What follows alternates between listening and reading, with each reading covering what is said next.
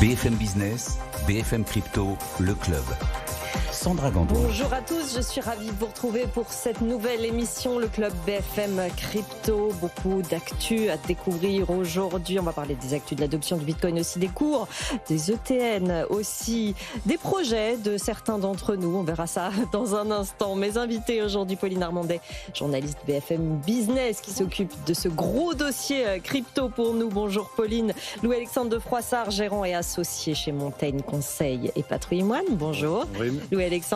Et Arnaud Toiti, avocat et cofondateur de Hashtag Avocat. Merci d'être avec nous. Bonjour. Sur ce plateau, vous continuez à nous poser toutes vos questions sur ce que vous entendez dans cette émission, sur aussi les questions d'adoption, les questions techniques. Vous savez qu'on vous répond tous les jeudis entre 15h et 15h30. Notre adresse, on nous écrire crypto@bfmbusiness.fr. Le club BFM Crypto, c'est parti. Et je vais commencer par vous, Louis-Alexandre de Froissart, parce que vous êtes intéressé à ce rapport 2025 Geography of Crypto Report, qui détaille un petit peu l'adoption du Bitcoin dans le monde. Exactement. Les chiffres de cette adoption crypto, commençons par ça déjà. Eh bien déjà, on peut dire une chose, c'est que partout dans le monde, on s'intéresse aux cryptos et l'adoption, elle est partout dans le monde. C'est ça qui est étonnant. Alors bien sûr, on trouve les grands pays, l'Inde en tête. On ne pensait pas à l'Inde, on pensait plutôt aux USA. Ils sont en deuxième position. Puis on trouve assez vite le Pakistan, donc ce qui est une partition de l'Inde, pour ceux qui se rappellent l'histoire, le Vietnam et le Brésil pour les 5 plus gros pays en termes d'adoption. Mais ça, c'est une vision, je veux dire, de loin. Maintenant, on va prendre la loupe et on va regarder qu'est-ce qui se passe si on ajuste ça de la population. Alors si on ajuste la population, on va trouver en tête l'Ukraine. Donc c'est quand même quelque chose d'un peu surprenant. La Moldavie, alors je vous avais parlé d'un jeton, un stablecoin de rouble qui a été émis en Moldavie, ça peut expliquer ceci aujourd'hui. On a aussi la Géorgie qui apparaît en 3e position. Oui. Enfin, on a la Jordanie, Hong Kong et le Vietnam. Je tiens à préciser que le Vietnam, qui était 4e en termes d'adoption globale, est 6e rapporté à sa population. Donc c'est le meilleur représentant de l'Extrême-Orient. Le Vietnam, c'est quand même assez étonnant. Donc ce que l'on peut dire, c'est qu'il y a une croissance assez grosse dans l'Asie-Pacifique, 69% de croissance entre juin 2024 et juin 2025.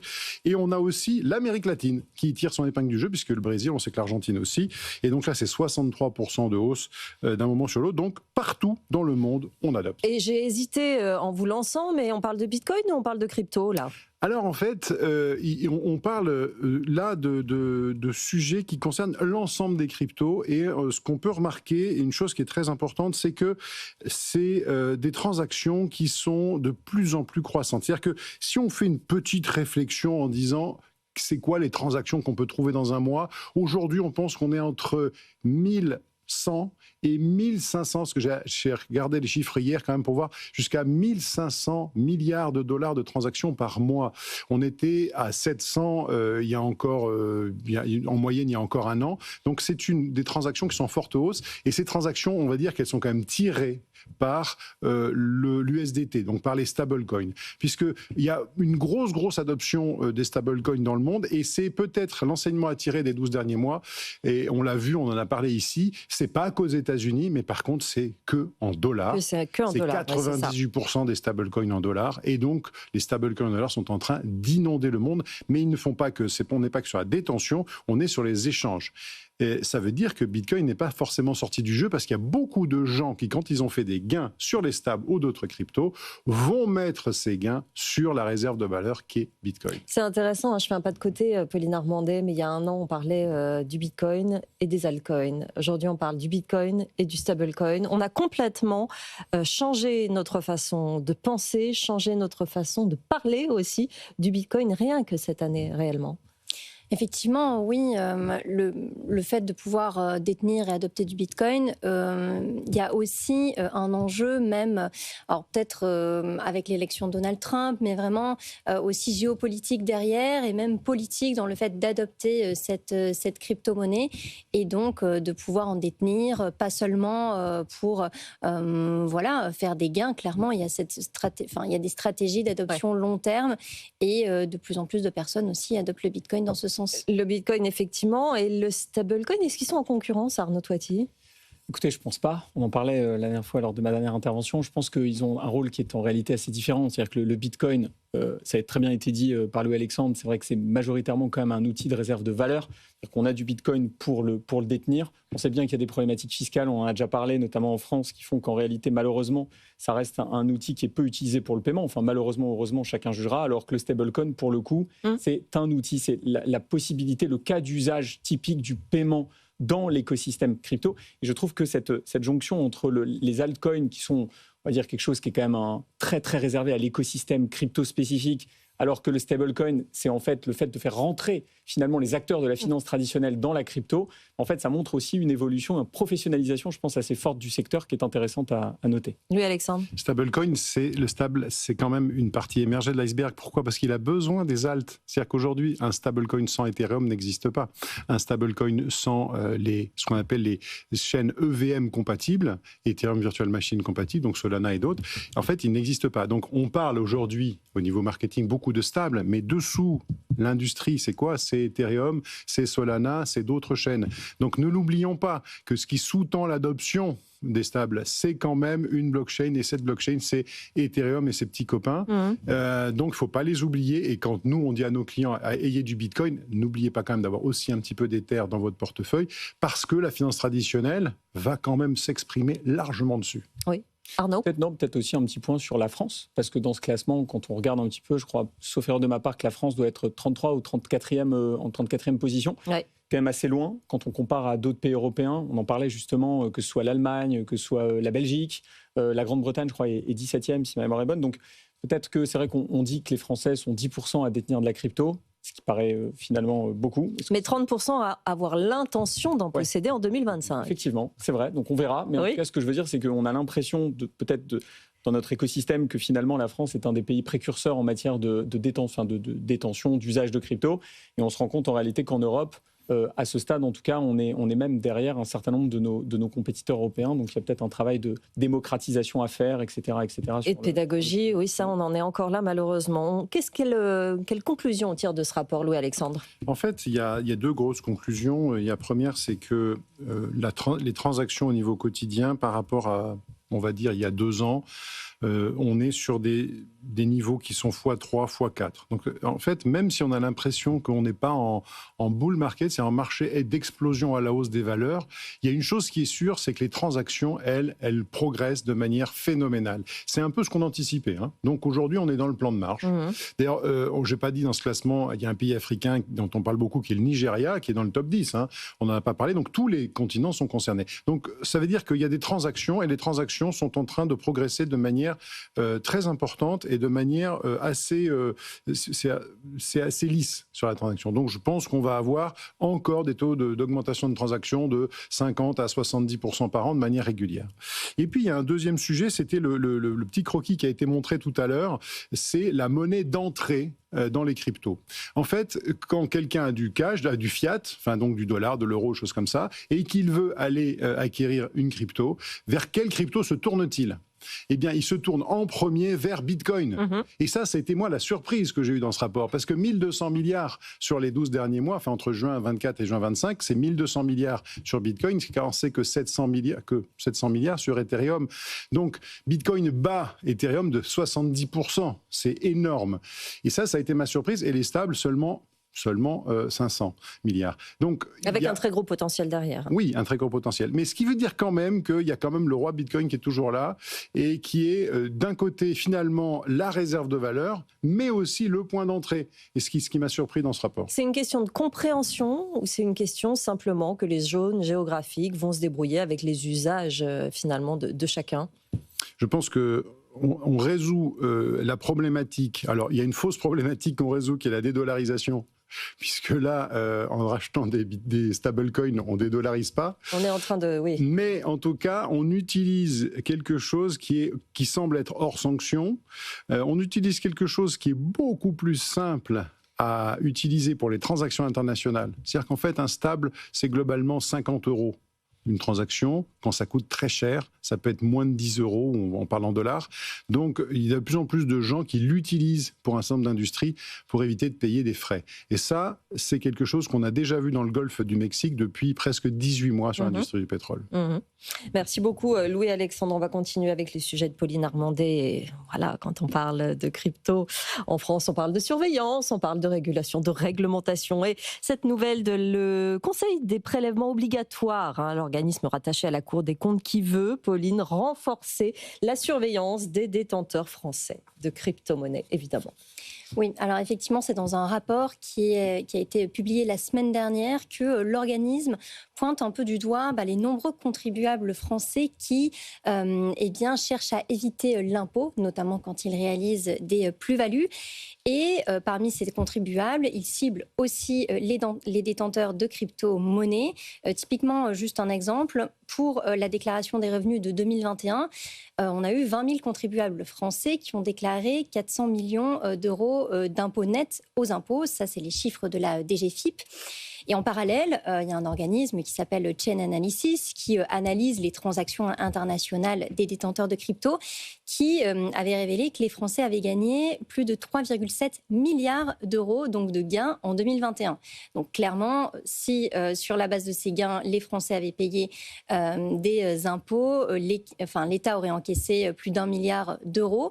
Et donc c'est dans ce contexte vraiment que l'organisme donc rattaché à la Cour des comptes se dit qu'il faut davantage surveiller les détenteurs de crypto et qu'ils puissent déclarer un maximum leurs gains. Quand on voit le flou actuel encore dans les déclarations, dans exactement les compréhensions de ce qu'on doit faire ou de ce qu'on ne doit pas faire, on imagine qu'il y a 4 ans, c'était quand même aussi un grand bazar au niveau des crypto-monnaies et de finalement de la réalité, de la visibilité des comptes. Donc c'est vrai que chaque année progresse là-dedans. Du coup, la Cour des comptes propose des mesures pour que les détenteurs finalement déclarent tous leurs gains. Et c'est des mesures qui sont clairement considérées comme assez folles par l'industrie crypto. Alors, il y en a 3 principales. Déjà, la première mesure, c'est de faire en sorte qu'il y ait une déclaration automatique des informations des PSAN donc, qui sont enregistrées auprès de l'AMF. Donc, des informations qui concernent à la fois l'identité des clients, les transactions. Donc, toutes ces informations qui doivent être transmises automatiquement au fisc français. Quand je dis automatique, c'est parce qu'aujourd'hui, les PSAN, en fait, n'ont pas à donner ce genre d'informations. Ça se fait que, par exemple, s'il y a des soupçons de blanchiment d'argent, de financement du terrorisme. Et donc ça, c'est une mesure qui va même plus loin que DAC8, qui rentrera en vigueur en janvier, parce que DAC8 propose seulement le transfert automatique des informations de comptes crypto à l'étranger, de comptes crypto étrangers qui sont détenus par les résidents français. Donc déjà, la Cour des comptes va plus loin par rapport à ça. Ensuite, il y a une autre mesure qui consiste un peu à traquer les détenteurs de crypto-monnaies sur les réseaux sociaux, notamment ceux qui vont se vanter de faire des gains, etc., pour essayer de savoir s'ils ont déclaré ou non tout cela aux impôts. Et puis, la 3e mesure qui fait aussi beaucoup réagir, c'est le fait de déclarer les portefeuilles crypto froids, donc du type Ledger ou Trésor, sur lesquels on stocke les clés privées des utilisateurs. Pourquoi ce dernier point, c'est problématique, Pauline ? Par exemple, parce que typiquement, les utilisateurs de crypto-monnaies, s'ils passent par des plateformes crypto traditionnelles comme les PSAN actuelles, leurs crypto-monnaies, en réalité, elles vont être gérées par ces plateformes-là, un peu comme les banques dans le système traditionnel. Par contre, c'est vrai que utiliser ces portefeuilles crypto qui gèrent les clés privées des utilisateurs, qui ne regardent que les utilisateurs, il y a une dérive déjà en matière d'intrusion sur la vie privée des utilisateurs. Et puis, par ailleurs, c'est vrai que souvent, les personnes qui vont utiliser ces portefeuilles crypto, ils s'inscrivent vraiment dans des stratégies long terme. Ils ne vont pas chercher à réaliser des gains. Et le fisc français n'a pas à avoir de regard sur ça. Mais justement, le fisc français a un petit peu du retard, Louis-Alexandre.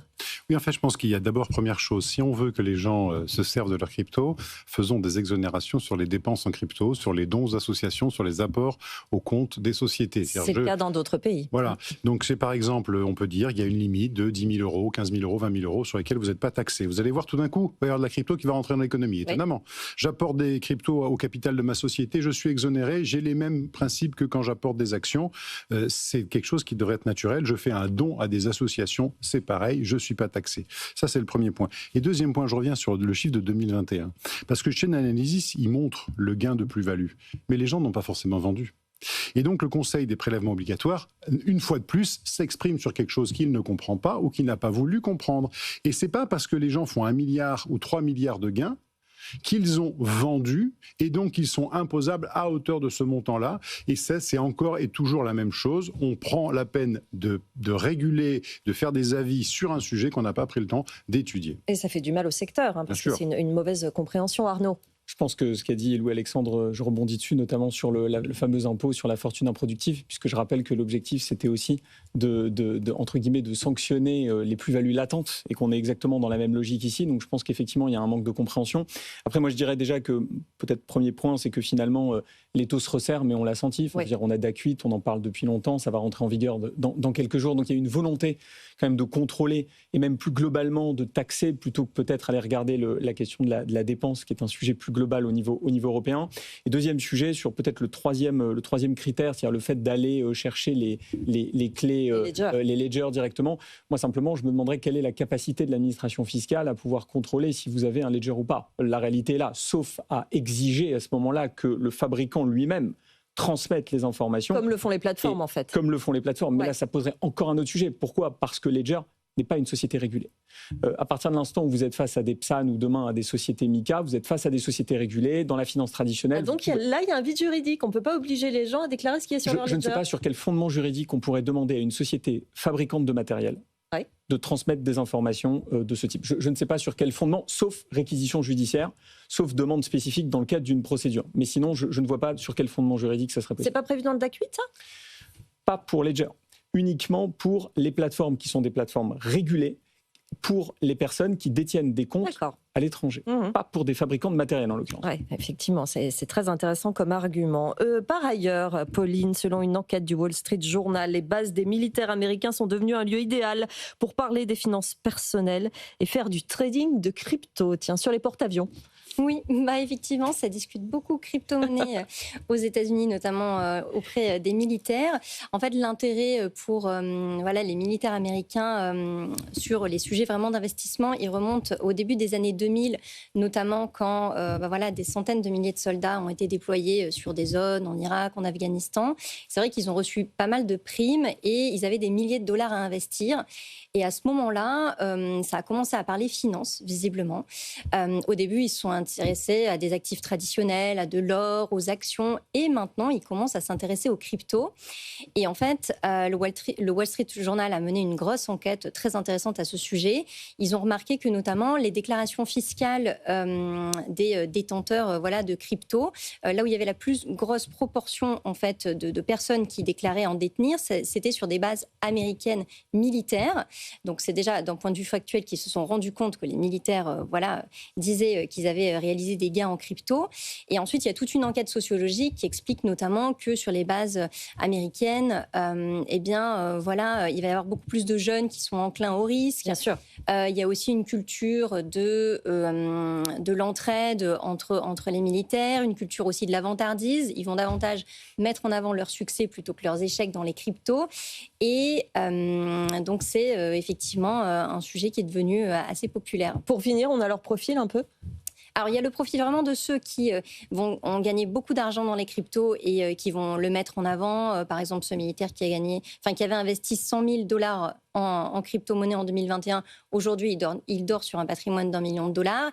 Et il y a même ces militaires qui vont, un peu comme les influenceurs crypto, faire des vidéos depuis les bases militaires et donner beaucoup de conseils à leurs abonnés sur comment acheter des cryptos ou gagner de l'argent et devenir riche. Mais ils le font en situation. Donc, assez spécifique. J'ai sondé quelques militaires français. Bon, pour l'instant, c'est pas trop dans la culture. Non, on n'est pas sur le même état d'esprit. J'ai lu hier que même les cryptos, le Bitcoin étaient sollicités cette année aux États-Unis sous le sapin. Que ça allait être des cadeaux qui allaient être sollicités. Ça, c'est une année de Trump. Ouais. Ça a un peu ambiancé et les militaires et les jeunes. Espérons que l'adoption va suivre aussi de notre côté, mais c'est un peu plus long. Il y a quand même des bonnes nouvelles. Arnaud Toiti, l'AMF, organisme de régulation financière français qui autorise les ETN crypto. On rappelle ce que c'est que l'ETN versus l'ETF par exemple? Absolument. Alors déjà, première précision, ils ne l'autorisent pas, c'était déjà autorisé. Oui. Simplement, ils vont d'une certaine manière adoucir la communication. Je m'explique. Donc, qu'est-ce que les ETN? Ce sont des titres de créance qui permettent de s'exposer à la crypto sans les détenir en direct. Donc sans risque? Donc, sans risque, pas forcément, mais en tout cas sans les détenir en direct. Donc, effectivement, ça permet d'avoir accès d'une certaine façon via des courtiers, via la finance traditionnelle. C'était possible préalablement à cette décision. En revanche, l'autorité des marchés financiers considérait que c'était à risque et donc était systématiquement affiché dans la documentation contractuelle un disclaimer relativement imposant qui faisait état effectivement du risque lié notamment à tout cela lorsque c'était destiné à des investisseurs retail, donc des investisseurs non professionnels. Et l'AMF indiquait que du coup, elle n'examinait pas la documentation, ce qui évidemment était, je l'imagine, extrêmement bloquant pour beaucoup d'investisseurs. Ce que l'AMF dit, c'est que maintenant, elle est en capacité de retirer ce disclaimer à partir de l'instant où un certain nombre de conditions sont réunies. Il y en a en l'occurrence 4. Assez strict quand même. Assez strict, je vous le concède, mais en même temps, j'ai envie de dire, c'est un début. Et puis, elle est dans son rôle de protection de l'épargnant aussi, donc, et de l'investisseur. Donc, c'est tout à fait logique. Les 4 conditions sont les suivantes. Alors, d'abord, il y a des critères qui touchent effectivement, notamment au volume de transactions qui sont amenées à être réalisées effectivement avec ce type de crypto. Et donc, on se rend compte que par rapport à ces critères, en réalité, il n'y a probablement que Bitcoin et Ether qui rentreraient techniquement dans les clous. Donc ça, c'est le premier point. Le deuxième, il faut que l'émetteur de ces cryptos les détienne en direct, en propre. Il ne faut pas qu'il y ait d'effet de levier, ce qu'on peut connaître sur des produits financiers où en réalité, exactement, vous pouvez prendre énormément de risques. Certains militaires ont peut-être gagné 1 million, mais j'en connais beaucoup malheureusement qui ont perdu pour le coup des millions d'euros, notamment dans la finance traditionnelle avec ces systèmes d'effet de levier. Et puis, effectivement, il y a également, donc toujours sur ces 4 critères, il y a également la nécessité que ces cryptos soient conservés par un PSAN maintenant et donc demain une société régulée MiCA. En quoi c'est important pour le secteur, une annonce comme celle-là, Arnaud ? Écoutez, je pense que c'est important parce que ça fait partie d'un schéma de plusieurs années maintenant de démocratisation, de rendre plus accessible la crypto. On a vu qu'avec Trump aux États-Unis, alors là on parle d'ETN, donc de titres de créance. Aux États-Unis, c'était des ETF.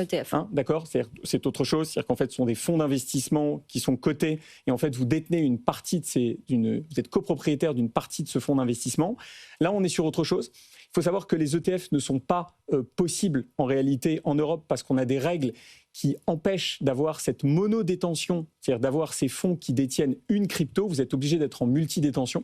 Et donc, je trouve que d'une certaine manière, on va vers une forme de démocratisation qui passe effectivement par tout un tas de mesures, qui passe par aussi, je l'espère bientôt, la facilitation pour les conseils en investissement financier de pouvoir conseiller plus facilement les cryptos, par le fait de permettre à des courtiers de donner accès aux cryptos via ce type d'outils, etc., etc. Enfin, dernier point, la fiscalité. On en parlait avec le fameux impôt sur la fortune improductive. Il faut savoir qu'à date, en tout cas, si cet impôt devait rentrer en vigueur, il ne s'appliquerait qu'à la détention en propre et pas à la détention indirecte dans ce type de produit, ce qui pourrait amener un certain nombre de détenteurs crypto, le cas échéant, à, d'une certaine façon, switcher vers ce type de produit. Bonne nouvelle, Louis-Alexandre ? Alors, c'est assez drôle, c'est qu'on a un combat entre l'AMF d'un côté, la CPR de l'autre. La CPR, il y a un mois, nous dit il est hors de question qu'il y ait des produits crypto dans les contrats d'assurance vie. L'AMF assouplit sa position et donc ça veut dire que l'AMF va quelque part pousser à ce que ça rentre dans des contrats d'assurance vie. Donc c'est assez drôle de voir 2 positions qui sont en train de s'affronter. C'est un régulateur qui gère le même sujet puisque l'un c'est détenu dans un compte titre, hein, et l'autre, c'est détenu dans un contrat d'assurance vie. Il va peut-être falloir qu'ils accordent leur violon s'il y a un chef d'orchestre. Voilà, c'est dit. La question court, le cours où on en est aujourd'hui, je crois qu'on était à 90 000 tout à l'heure en commençant cette émission, on va le regarder. Selon Bernstein, le Bitcoin aurait rompu son cycle traditionnel de 4 ans, entrerait dans un marché haussier prolongé avec un objectif de 150 000 $ en 2026, 200 000 en 2027. Ça vous semble Cohérent ? Qu'il ait arrêté son cycle de 4 ans, ça devient de plus en plus crédible comme hypothèse. On n'est pas encore terminé ce fameux cycle, mais c'est une position à considérer. Arnaud ? Moi, je me méfie toujours des prédictions. Je ne suis vraiment pas le meilleur en la matière. Donc, moi, je dirais simplement prudence. Mais voilà, je pense qu'effectivement, probablement sur la durée, quand on parle de réserve de valeur, ça a du sens parce qu'il est vraisemblable, ne serait-ce que, encore une fois, sans être un économiste de renom, mais le fait qu'on ait 21 millions, a priori, qu'à un moment ou à un autre, il y a une forme de rareté qui se met en place. Donc, il n'y a pas besoin d'être un expert en la matière. Donc, je dirais que ça risque d'augmenter forcément avec le temps. La question, c'est d'être, encore une fois, prudent. Louis-Alexandre, vous avez des projets, je crois. Vous nous les avez confiés tout à l'heure. Oui, mais on va les laisser ici. Mais enfin, effectivement, je vous le dirai peut-être en suivant. Mais c'est vrai qu'à 500 000, je vais peut-être me faire plaisir. Voilà, dans quelques années, on verra ce que Louis-Alexandre a concrétisé comme projet. Merci en tout cas à tous les trois d'être venus dans cette émission. Louis-Alexandre de Froissart, gérant et associé chez Montaigne Conseil et Patrimoine. Arnaud Toiti, avocat et cofondateur de #Avocat. Pauline Armandet, journaliste BFM Business. Vous savez, vous nous suivez tous les jours sur BFM Business entre 15h et 15h30. Vous nous écrivez aussi à cette adresse crypto@bfmbusiness.fr. Je vous laisse entre les mains de BFM Bourse. Très belle journée sur BFM Business. BFM Business, BFM Crypto, le club.